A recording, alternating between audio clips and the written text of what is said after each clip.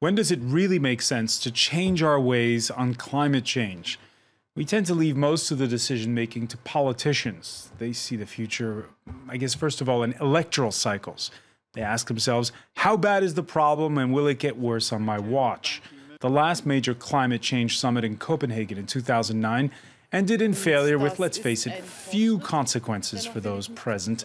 But rising temperatures and increased extreme weather patterns have gotten worse. Now France is going to host another year-end summit, and this Wednesday, President Hollande addressed business leaders at a conference at the Paris-based United Nations Science and Education Branch, UNESCO. When does it become politically worth it to not only ask, but also enforce change? And when does it start making good business sense? If you sell solar panels or you're an insurance company forced to pay up after storms, you're already on board. But what if you're an oil company? They have the quick fix on energy needs for a planet where the population is soon going to soar to 9 billion, and they carry a lot of clout. What to make of the growing push by activists to divest from fossil fuel companies? And can all sides find common ground that can, well, let's say it, save the planet? Today in the France 24 debate, we're seeing how to wean ourselves off an addiction to oil. And with us, Sonny Kapoor, Managing Director at Redefine. Nice to see you in Paris. Thank you for having me again. All right. Also with us, he's a former director at the United Nations Environment Program, Rajendra Shende, chairman of Terre Policy. Tell us what Terre Policy is. That is an NGO, not-for-profit company focused on issues of energy security and food security. We work mainly in a developing country. Our base is in India. All right. Somebody whose base is in Paris but who watches what goes on around the world is Mark Lewis, Senior Sustainability Analyst at Kepler Chevreux.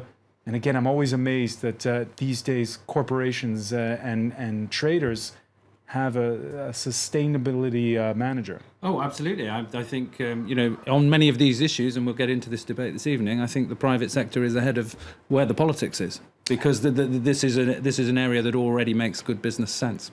All right. And keeping score between private and public sector, as always, is Francis Perrin, editor-in-chief of SPE Oil and Gas Newsletters. Welcome back, sir. Always a pleasure. Thank you. The France 24 debate, where you can join the conversation on Facebook and Twitter, our hashtag F24debate. That big conference at the end of the year in Paris, getting an important prelude, again, with major players in the energy sector taking part in discussions at UNESCO headquarters, where they were basically told by the French president to save the world. What's at stake here in Paris is the question of how to change the world. Either we don't come to an agreement, and we find ourselves on a planet that becomes harder and harder to live on, or we do succeed in reaching an agreement, and that would be revolutionary. We've been told before, Sonny Kapoor, that this is the very last chance for a deal. How did that message play with his audience? Well, there has been much more business support this time round than has been the case before. And behind the scenes, there's been a number of, and of course, it's absolutely not a cohesive entity. There are businesses that are actively lobbying to undermine the negotiation. Then there are businesses, for example, Swiss Re in the reinsurance sector, etc., which, and mostly out of self-interest and sensing the business opportunity that Mark was talking about, have been arguing for strong climate action, a level playing field, a clear policy signal that allows them to leverage the strengths they've already taken. And there is a huge first mover advantage that many of these businesses are geared to take advantage of. So it's not a cohesive, unified stance from the business community. They're very divided. But many more businesses have come on board to taking serious policy action now than has been the case before. Rajendra, do you agree that ultimately it will be the private sector that saves the planet? I think it will be a combination of the various local people, the local communities, along with the private sector and the government policies. I think it's going to be the combination of all. What I would like to say is, I think in the beginning you mentioned it right, that there is some kind of an activism in a financial and private sector now, with disinvestment in a fossil fuel operations or the enterprises. But I think what is needed today is quantification. We have come to the stage. We are in a 23rd year of negotiations starting in 1992. And every time we say there is a more awareness, there is a more engagement, there is more participation. But I think what is needed now is to take some actions in such a way that we don't allow the temperature rise to 2 degrees centigrade. So I think the private sector has to address that issue in a quantifiable way rather than just having a sort of a hype. All right, one comment coming in that agrees with you on Twitter. Climate change is not only about profit, it is about life and death. It is an intergenerational responsibility. And yet, when the French president makes statements like that one, which are pretty strong, he has trouble making the headlines. That's true. I didn't find that statement very strong. I mean, what he says is, if you don't reach the agreement in Paris, then we will have a hard life. What kind of agreement we would like to have? I think every meeting, international meeting under UNFCCC is having an agreement. But whether that agreement is enough to what the science is telling us, I think that is the key issue. I'm sure the Paris will reach an agreement. But the main question is, what kind of an agreement? And is it going to be enough for us to save the world? That's the key question. Francis Perrin, is François Hollande the right man for the job for hosting this summit where the stakes are high at the end of the year? Well, it's France which is hosting the summit, and of course the French president and the French government, the French authorities. But he's not a man who had in the past a great interest in environmental issues, generally speaking. By the way, his foreign minister told us at a briefing a few weeks back that yes, he didn't know much about it either, and that he's grown a but there is also within the this government an environment minister, which is a strong personality and very close. His former partner, Ségolène Royal. Yeah. No, and beyond the personalities, and it is important, of course, it's right that there is greater and greater awareness within the international community, states and international organizations, business, etc. And President Hollande thinks that much is at stake, of course, for the planet, but also for himself and for his political future. So it's perhaps not the best reason you may have to support such a summit. But if it's useful, why not? All right, we will see. When the same François Hollande negotiates with Vladimir Putin over Ukraine, or he travels like he did last December to Kazakhstan, he's mindful of the interests not of reducing carbon emissions, but of French energy giant Total. There you see an outfit, a gift from Nursultan Nazarbayev when he was in December. Drew a bit of wry comments on social media, by the way. The same, though, is true for all leaders. Does the French president undermine his own message? Because he has economic diplomacy. He has to go out and defend French interests. And defending French interests means, in the case of France, defending Total.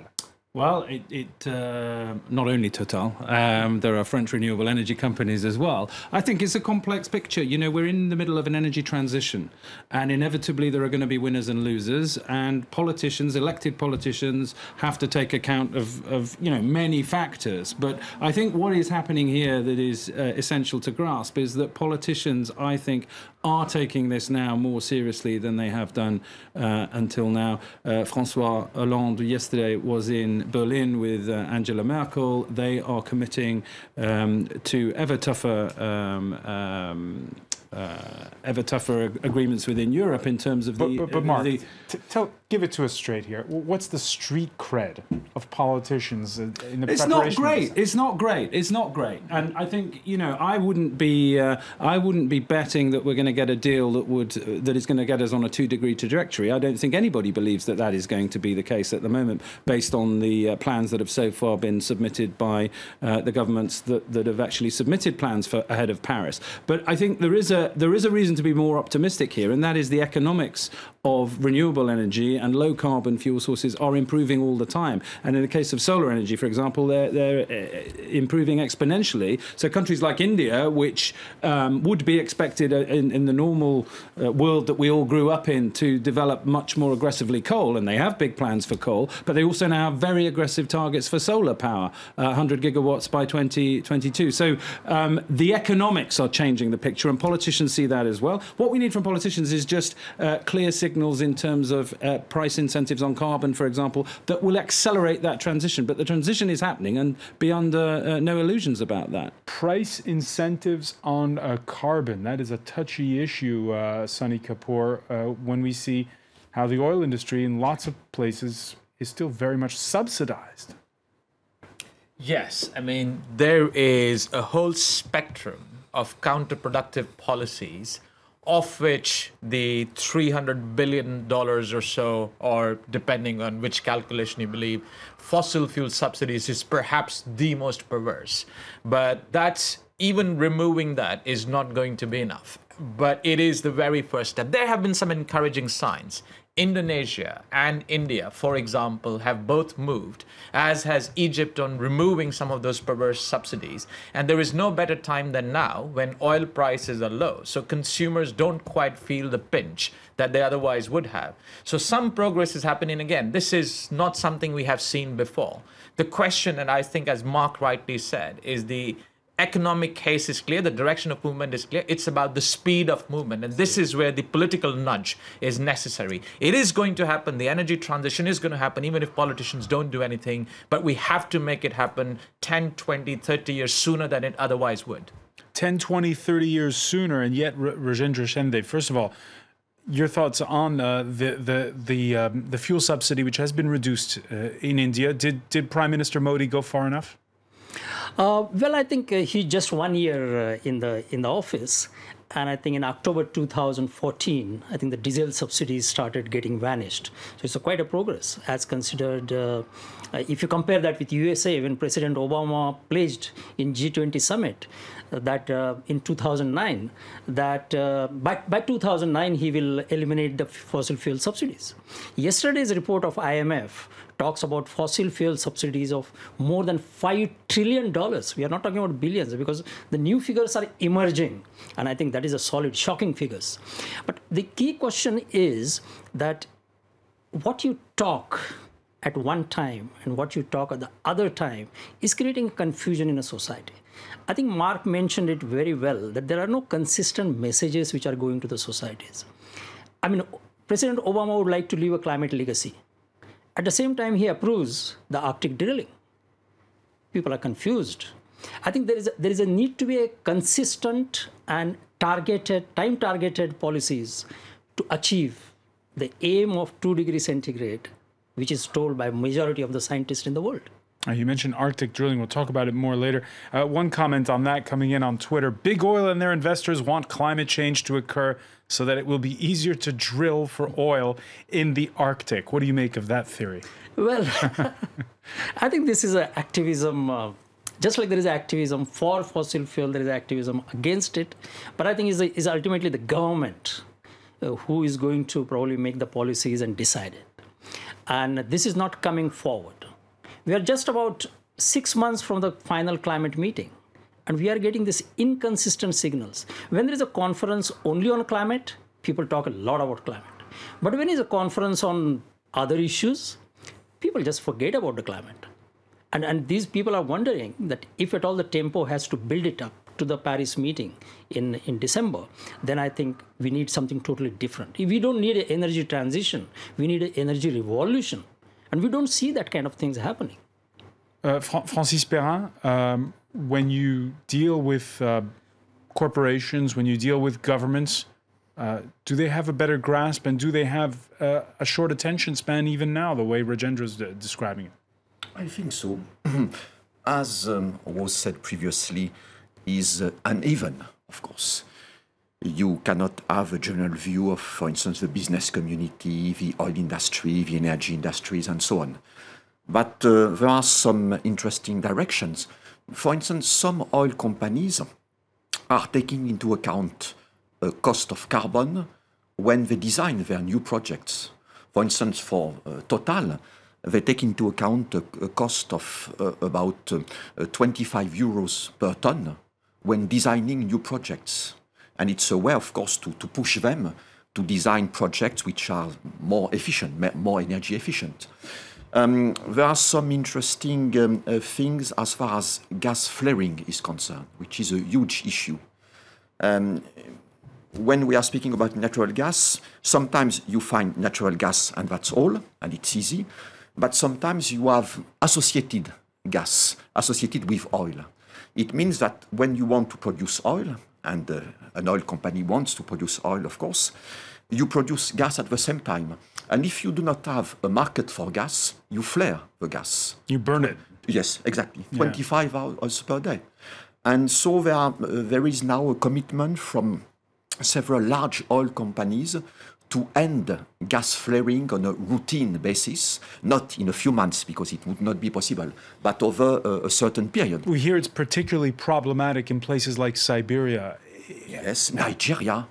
And Nigeria as well. Yes, in several countries of the world. It's tremendous. It's a waste of a precious natural resource. It's a local pollution, and it's, of course, a huge contribution to greenhouse gases. So, and the progress is visible on that? Yes, yes. It's slow, of course, but there is really some progress over the past few years. Mark Lewis? Yeah, well, just picking up on a couple of points. I mean, I think Rajendra is right that there is a risk that the political focus is only there when there is a big climate summit to come. What's going on around it is much more important. What's going on when the politicians are not debating, when the focus of the media is not there, if I may say so. And the real point to make, though, is the economics of this are changing all the time. That doesn't go away. I talked about the economics of renewables getting better. The economics of oil are getting a lot worse. You talked about Kazakhstan and some of the oil projects there. There's a very famous oil project in Kazakhstan, the Kashagan project. That is now known in the industry as the Kash-all-gone project because they've spent over $50 billion on that project and they still have, that project is still not producing oil. And it was 8 years late coming on stream. So the economics of the Arctic, of the Caspian Sea, these oil sands, just to take 3 examples, they're becoming very, very difficult for the oil industry. And the real threat the oil industry faces, in addition to climate change legislation, which is there, is the fact that their costs are going up and the costs of alternative fuels, renewables in particular, are going down. That is an unwinnable war for the oil industry over the long term. All right, we're going to pick up on that point when we come back. Stay with us. You're watching the France 24 debate.